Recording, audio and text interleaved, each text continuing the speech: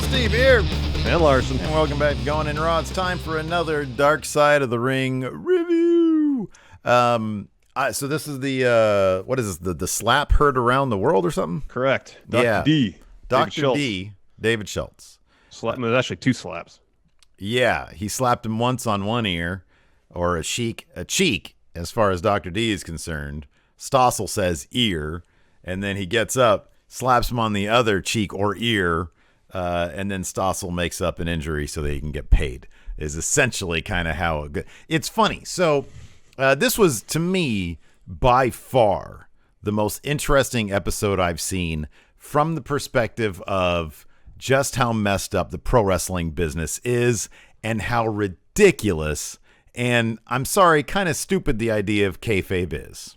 It really is. It kind of perfectly synthesized the perception of wrestling versus the reality of it, because you get the perception of wrestling from dismissive, condescending mainstream outlets represented by John Stossel, who see it as fake and therefore is essentially a scam. That's the term Stossel used to describe pro wrestling, a scam, and therefore give the same manner and level of respect as he would Bernie Madoff or any other scam artist or con man out there.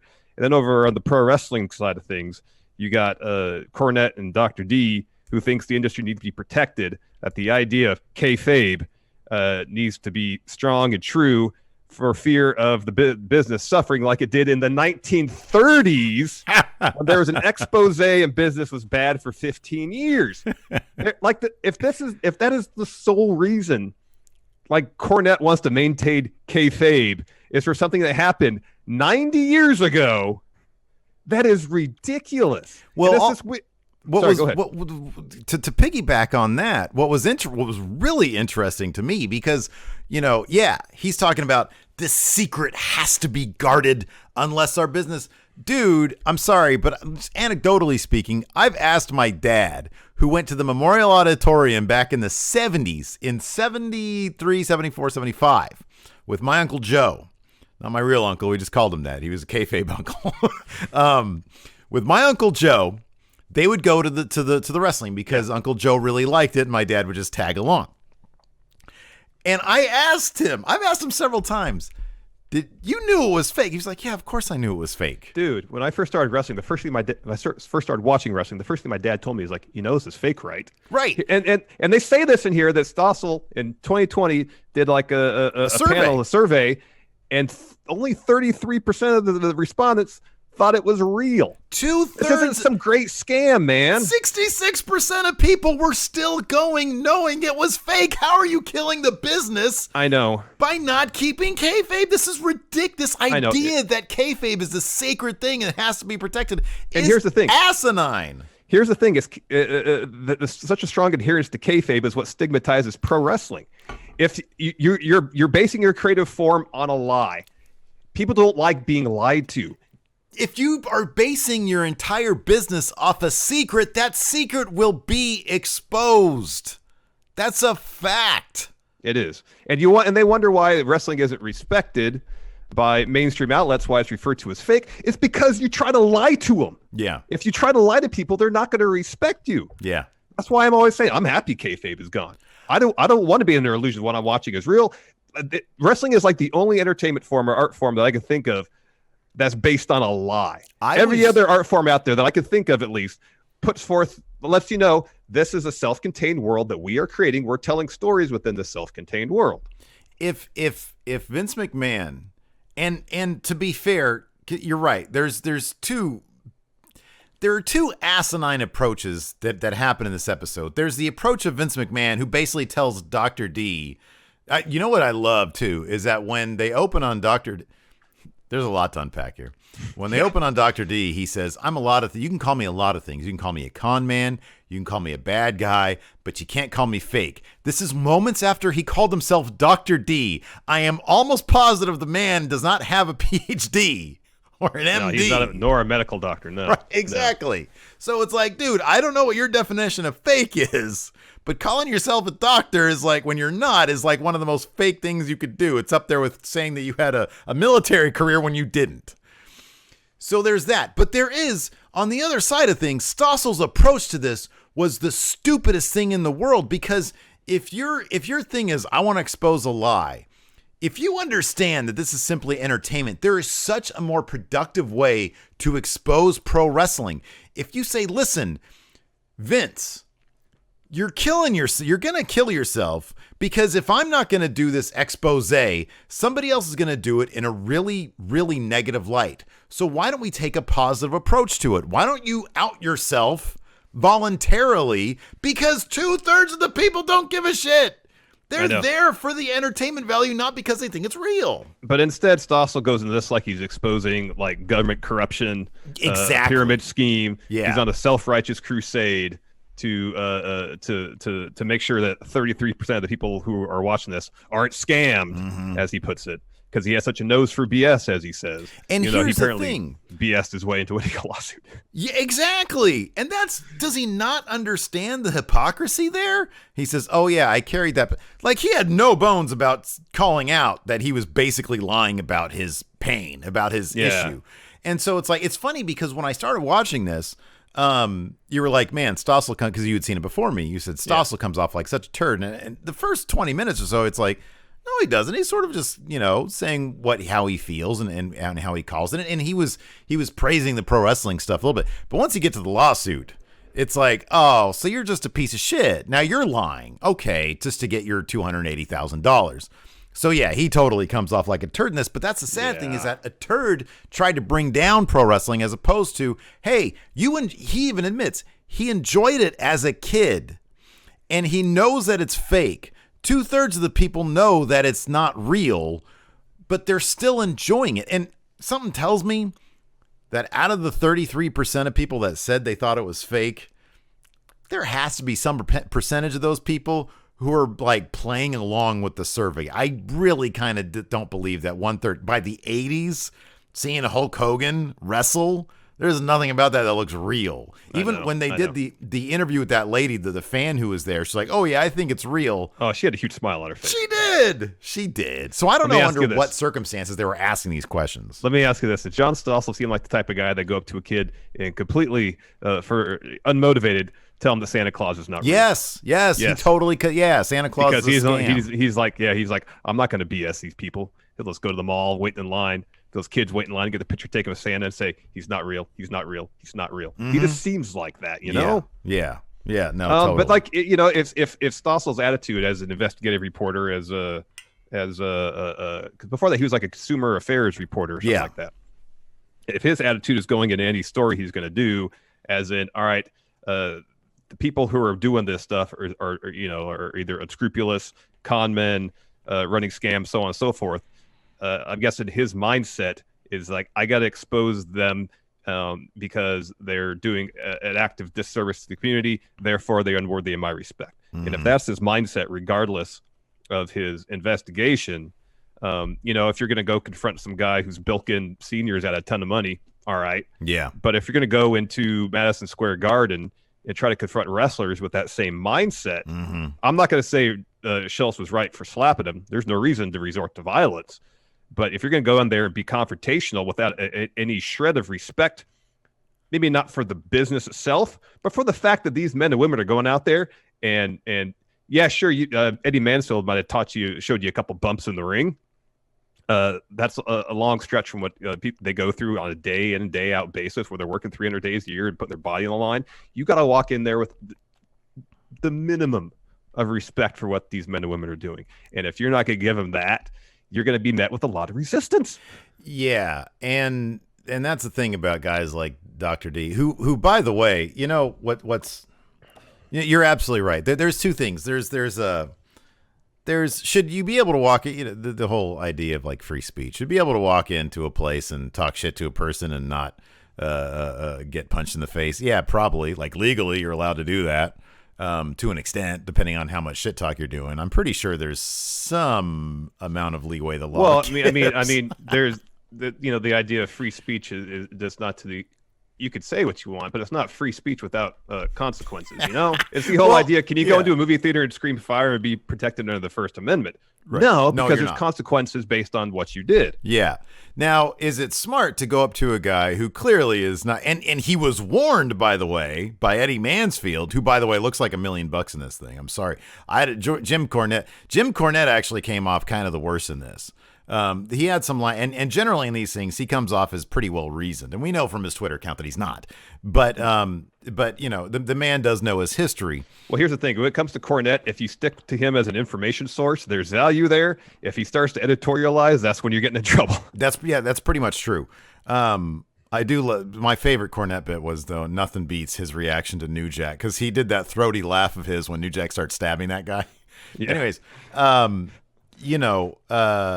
it's funny because the two guys in this that were kicked out of pro wrestling still look remarkably good. Like Eddie Mansfield, I don't know where they filmed this. I'm assuming it's at his residence, and he didn't say what he ended up doing after pro wrestling, but that was a giant house. Yeah, no, and he was walking out of, And he talks like he's done pretty damn well for himself after wrestling, and it seems like he has, and he still looks great. Dr. D, even, he looks amazing for his age. Yeah, considering the life he's led during his wrestling career, and especially post-wrestling, seems pretty damn hard. Yeah. It's amazing he looks to be in as good a shape as what he is. Well, I guarantee if he had stayed in the wrestling business for as long as a lot of his other contemporaries... he'd probably be way worse for wear than he does now. He'd be way worse for wear.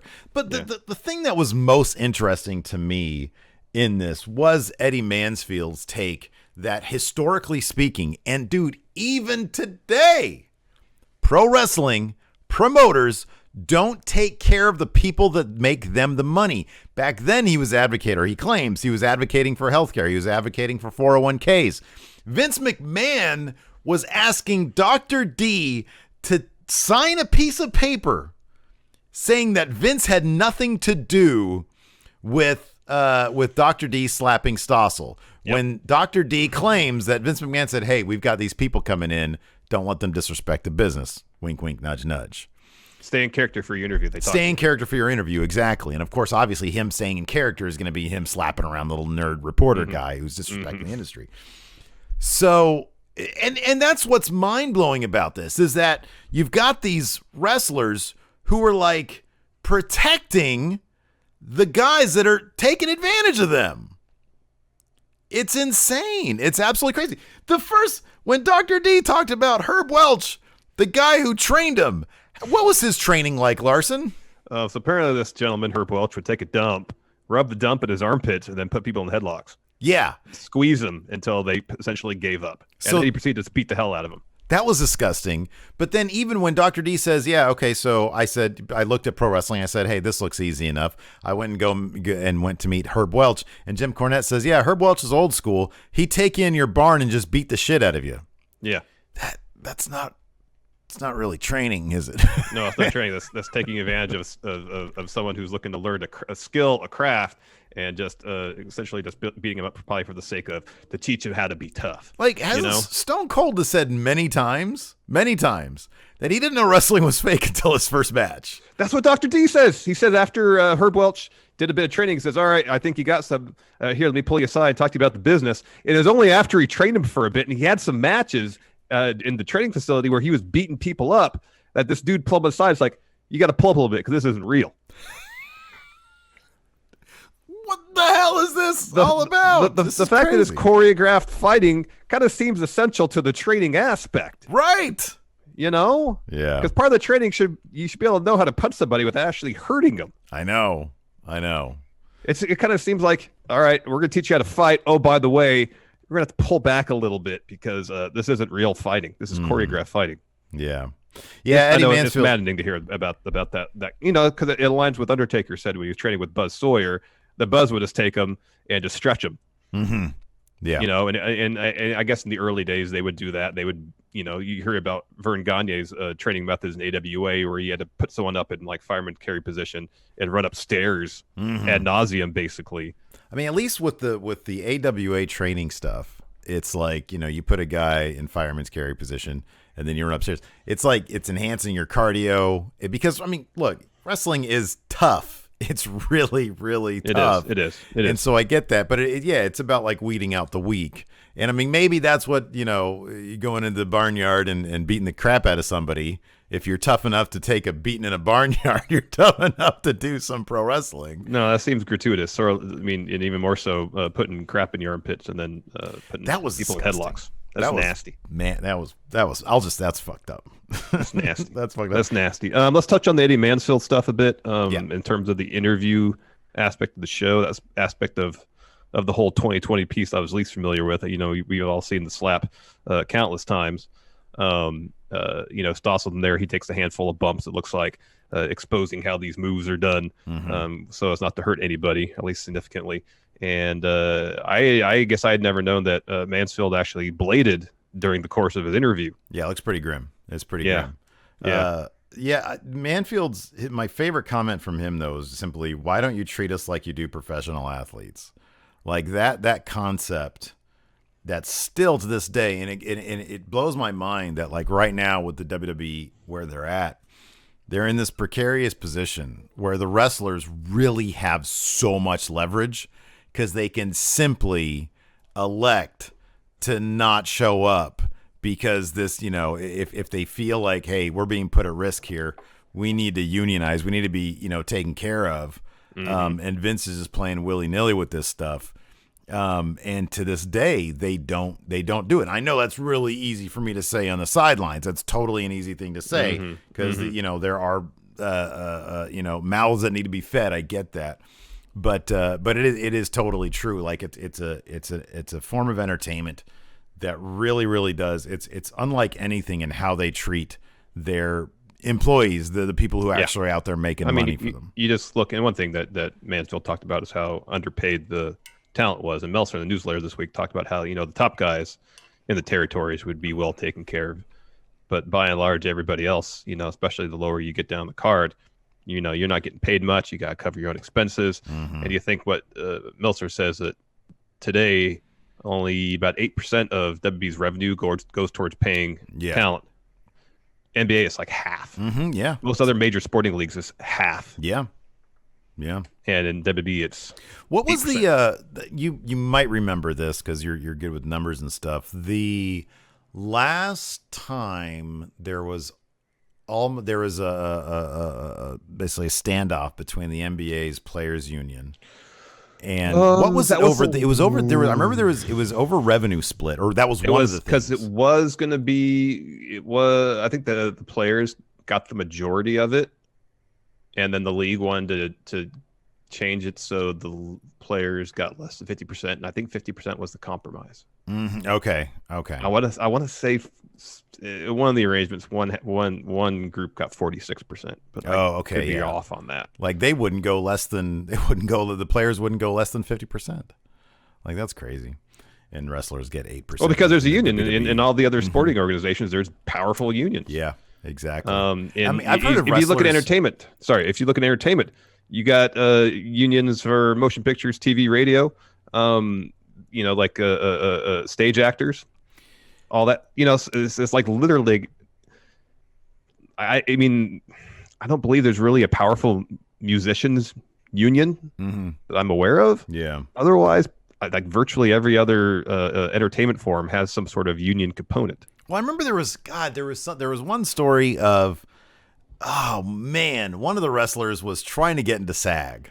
He was like focusing more on his acting. God damn it, who was I forget? But there was some report about a wrestler who was like trying to get his SAG card because there are benefits to that.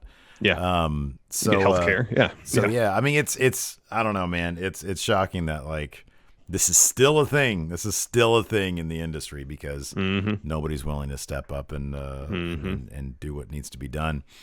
I mean, the business model in pro wrestling is so entrenched in the industry itself. It is, yeah.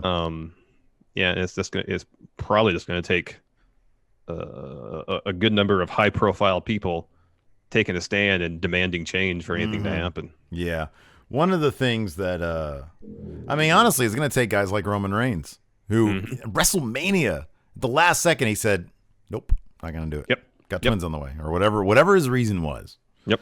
or reasons. One thing that cracked me up, just little things now, I guess. This was the fakest fake wrestler with Hogan. The guy they got to play, nothing like him. Like, yeah, maybe his body type was a little bit like later Hogan because he had like the big sort of, I get they call it like steroid. Yeah, the guy that got to play Hogan though was way too cut. Hogan was never cut. Yeah, but like he got way too close. He was way too in focus in one shot, and I was like, that looks nothing like Hogan. I feel like they got a different fake Vince because they did. It didn't look like the other fake Vince. Looked a lot more like Vince. Mm-hmm. But yeah, I thought the Dr. D, I mean, is an interesting guy. The bounty hunter stuff was really pretty interesting. Yeah. All the shots of him shooting various guns was kind of funny. But it looks like, honestly, like he probably, maybe he doesn't feel this way. He seems to, think maybe it's more of a pride thing for him getting kicked out of the pro wrestling business. But, he still looks like he's in really, really good condition, and the way he was going, like the way they portrayed him as going in pro wrestling didn't seem like it was headed in that direction. Yeah. He looked like a hard-lived guy. Yeah. Well, he probably in his 70s now, you'd think? Probably, yeah. I would think so. Maybe or late 60s anyways. Yeah. He looked old back then, though. Meltzer mentioned this in the newsletter this week about Schultz's chances, and it was kind of alluded to in Dark Side of the Ring too, of becoming a much larger star in WWE, and just the direction the company was going, WWE, that is WWF at the time, be more family friendly. His whole character was definitely rooted in things that were not exactly family friendly. I mean, those vignettes Vince had him do where he's ordering his wife around and basically threatening his not real children, but kayfabe kids with physical violence. As WB got more and more into the rock and wrestling era, that stuff. Was that what the story behind that? I was hoping they would go back to that gunshot in the promo, and Vince's reaction seemed really legitimate. Yeah, when that gunshot went off during the promo, and Vince said, "You idiot! What are you doing?" He called the stupid idiot, which is funny. Yeah, that looked legit. And I thought I saw that on Twitter somewhere where somebody was like, yeah, this was he was not supposed to shoot that gun. Oh, maybe not. Well, when what Dr. D says, that was like a set and Vince had all those guns brought in. That wasn't his stuff. He had them all brought in. And Vince probably just didn't expect the guy to pull a trigger. Maybe not. I mean, that's how haphazard that shit is, man. Let's bring in a bunch of guns. Are they loaded? I don't know. Who knows?